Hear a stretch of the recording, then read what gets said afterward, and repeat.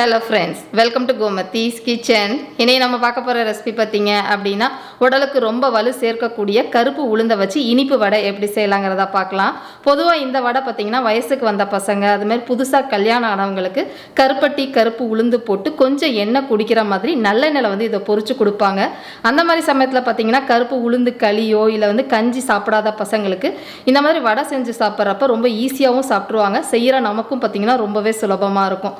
இதே மாதிரி நம்ம சேனல்ல கருப்பு உளுந்த பயன்படுத்தி களி எப்படி செய்யணும், கஞ்சி, உளுந்து பால், உளுந்து சோறு, அதே மாதிரி உளுந்து வச்சு நிறைய வகையான ரெசிபி போட்டிருக்கிறேன். அந்த ரெசிபியோட லிங்க்லாம் பார்த்தீங்கன்னா கீழே டிஸ்கிரிப்ஷன் பாக்ஸில் தனித்தனியாக கொடுத்துருக்கிறேன். இப்போ வாங்க இந்த இனிப்பு வடை எப்படி செய்யலாங்கிறத பார்க்கலாம். கோமதிஸ் கிச்சனை சப்ஸ்கிரைப் பண்ணாதவங்க சப்ஸ்கிரைப் பட்டனை ப்ரெஸ் பண்ணிக்கோங்க. உடனுக்குடனே அப்டேட் வேணும் அப்படின்னா பக்கத்தில் இருக்க பெல் பட்டனில் ஆல்ங்கிற ஆப்ஷனை மறக்காமல் ப்ரெஸ் பண்ணி வச்சுக்கோங்க. இப்போ இந்த இனிப்பு உளுந்த வடை பண்ணுறதுக்கு நான் ஏற்கனவே உளுந்து ஊற வச்சுருக்கிறேன்.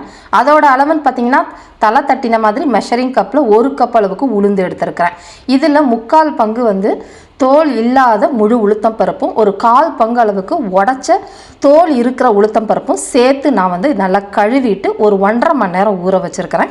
தோலோடு போட்டு செய்கிறது ரொம்பவே உடம்புக்கு நல்லது, அதனால தான் அந்த உளுந்து சேர்த்துருக்கிறேன். இது நல்லா ஊறினதுக்கு அப்புறமா அதில் இருக்கிற தண்ணியை இந்த மாதிரி ஒரு வடிகட்டியை வச்சு நல்லா வடிச்சிருங்க.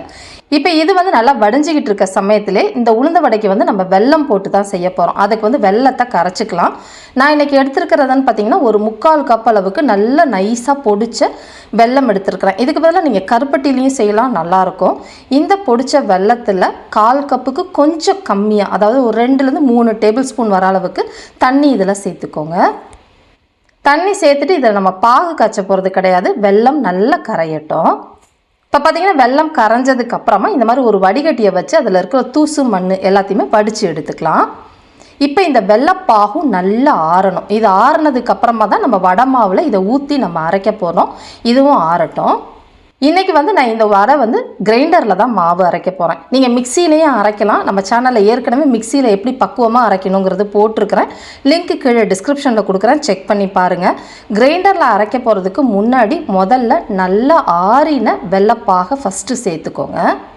அடுத்ததாக நம்ம வடித்து வச்சுருக்கிற உளுந்தையும் கொஞ்சம் கொஞ்சமாக சேர்த்துக்கலாம். முன்னாடியே சொன்ன மாதிரி தண்ணி அதிகமாக ஊற்றிட வேண்டாம். இப்போ பாதி போட்டதுக்கப்புறமா கிரைண்டரை ஆன் பண்ணிவிட்டு இது நல்லா அரைப்படட்டும்.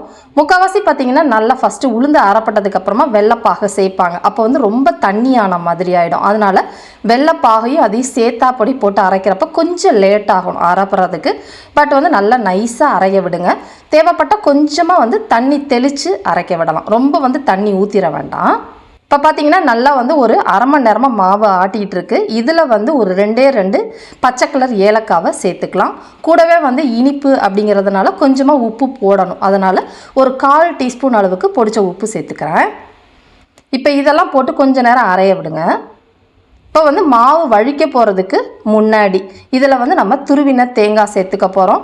தேங்காய் பார்த்திங்கன்னா 1/4 கப்பு இல்லை கொஞ்சம் கூட சேர்த்துக்கலாம், நல்லா தான் இருக்கும். பட் தேங்காய் போட்டு ரொம்ப நேரம் அரைய விடாதீங்க. நல்லா கலந்ததுக்கப்புறமா உடனே ஆஃப் பண்ணிடலாம். இப்போ பார்த்திங்கன்னா நல்லா அரைச்சாச்சு. நம்ம நார்மலாக அரைக்கிற வடை மாவை விட கொஞ்சம் தண்ணியாக இருக்கிற மாதிரி தான் இருக்கும். பட் கரெக்டாக இருக்கும் உங்களுக்கு. ரொம்ப தண்ணியாக இல்லாத மாதிரி பார்த்துக்கோங்க. அதேமாதிரி மாவு ரொம்ப கெட்டியாகவும் இருக்கக்கூடாது. இப்போ மாவை நல்லா வழித்து இந்த அளவுக்கு எடுத்து வச்சுட்டேன். எக்ஸ்ட்ரா எதுவும் தண்ணியெலாம் ஊற்றலை. இந்த வடை நல்லா கிறிஸ்பியாக இருக்கணும் அப்படிங்கிறதுக்காக இதில் நம்ம அரிசி மாவு சேர்த்துக்க போகிறோம். அரிசி மாவை பொறுத்த வரைக்கும் நீங்கள் எந்த அரிசி மாவு வேணால் சேர்த்துக்கலாம். முக்கியமாக பார்த்திங்கன்னா அரிசி மாவு நல்ல நைஸாக இருக்கணும். குருணையாக இருந்துச்சு அப்படின்னா வடை போடுறப்ப எண்ணெயில் சில சமயம் வெடிக்க ஆரம்பிச்சிடும். அதனால் நல்ல நைஸாக இருக்கிற அரிசி மாவை ஒரு 2 டேபிள் ஸ்பூன் அளவுக்கு மட்டும் சேர்த்துக்கோங்க. ரொம்ப அதிகமாக சேர்த்தாலும் வடை ரொம்ப கல் மாதிரி ஆகிடும். இப்போ இதை நல்லா அடித்த மாதிரி கலந்து விட்டுருங்க. இப்போ நம்மளோட இனிப்பு உளுந்த மாவு ரெடி ஆகிடுச்சு. வடை போடுறதுன்னு பார்த்திங்கன்னா நார்மலாக உளுந்த வடை போடுற மாதிரி கையை ஆக்கிட்டு அதை நம்ம சின்ன உருண்டையாக உருட்டிட்டு ஓட்டை போட்டு நம்ம வடை போடலாம். மாவு கன்சிஸ்டன்சி பார்த்திங்கன்னா ரொம்ப தண்ணியாகவும் இருக்கக்கூடாது, ரொம்ப கெட்டியாகவும் இருக்கக்கூடாது. நல்லா சாஃப்டான மாவாக இருக்கணும் உங்களுக்கு. இப்போ இதை வடை பொரிக்கிறதுக்கு ட்ரெடிஷ்னலாக பார்த்திங்கன்னா நல்லெண்ணெயில் ஊற்றி பொரிக்கிறது தான் ரொம்ப விசேஷமும் ஹெல்தியானது கூட. நல்லெண்ணெய் பிடிக்கலைன்னா உங்களுக்கு எந்த எண்ணெய் வேணுமோ அதில் நீங்கள் காய்ச்சிக்கலாம். இப்போ சட்டியில் எண்ணெய் நல்லா பக்குவமாக காஞ்ச பிறகு நம்ம வடைகளை ஒன்றா தட்டி போட்டுடலாம். சட்டி எத்தனை கொள்ளுதோ அதுக்கேற்ற மாதிரி வடைகளை போட்டுக்கோங்க. முக்கியமாக இந்த வடை பார்த்திங்கன்னா மீடியம் ஃப்ளேமில் தான் வேகணும். அதிக தீயிலையும் வேகக்கூடாது, கம்மியான தீயிலையும் வேகக்கூடாது. நல்லா ஒரு மிதமான தீயிலே வெந்து சலசலப்பு அடங்கணும். ரொம்ப அதிக தீயில் வேக வச்சிட்டிங்க அப்படின்னா இனிப்புக்கு அதுக்கும் சட்டுன்னு நமக்கு கறியிடும், உள்ளே உங்களுக்கு மாவாகவே இருக்கும். இப்போ பார்த்தீங்கன்னா வடை நல்லா வெந்துருச்சு, சலசலப்பும் ஓரளவு அடங்கி நல்லா செவந்து வந்திருக்கு பாருங்கள். இந்த அளவுக்கு செவந்துச்சு அப்படின்னா உள்ள மாவு நல்லா பக்குவமாக வெந்துருச்சுன்னு அர்த்தம். இப்போ நம்ம வடைகளை ஒன்றா எண்ணெயிலேருந்து எடுத்துடலாம்.